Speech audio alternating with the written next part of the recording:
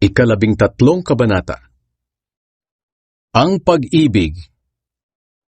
Kung makapagsalita man ako sa iba't ibang wika ng mga tao at ng mga anghel, ngunit wala naman akong pag-ibig, para lang akong batingaw na umaalingaw-ngaw o pompyang na tumataginting.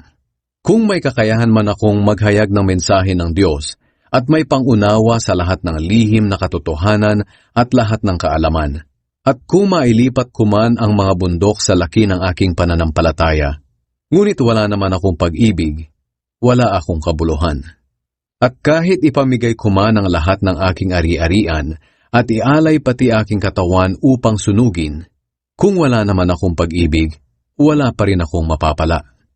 Ang taong may pag-ibig ay mapagtiis, mabait, hindi marunong mainggit, hindi hambog o mapagmataas, hindi bastos ang pag-uugali, hindi makasarili, hindi magagalitin, o mapagtanim ng sama ng loob sa kapwa, hindi natutuwa sa kasamaan, kundi nagagalak sa katotohanan, matiyaga, laging nagtitiwala, laging may pag-asa, at tinitiis ang lahat.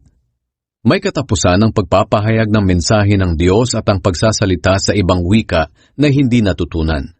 Ganoon din ang pagpapahayag ng kaalaman tungkol sa Diyos, ngunit ang pag-ibig ay walang hangganan. Hindi pa ganap ang ating kaalaman, ganoon din ang pagpapahayag natin ng mensahe ng Diyos. Ngunit pagdating ng araw na magiging ganap ang lahat, mawawala na ang anumang hindi ganap. Noong bata pa ako, ang aking pagsasalita, pag-iisip at pangangatwiran ay tulad ng sa bata. Ngunit ngayong ako'y mayroon ng sapat na gulang, iniwan ko na ang mga ugaling bata.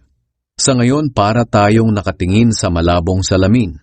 Ngunit darating ang araw na magiging malinaw ang lahat sa atin. Bahagya lamang ang ating nalalaman sa ngayon, ngunit darating ang araw na malalaman natin ang lahat, tulad ng pagkakaalam ng Diyos sa atin. 3 bagay ang nananatili: ang pagtitiwala, pag-asa, at pag-ibig.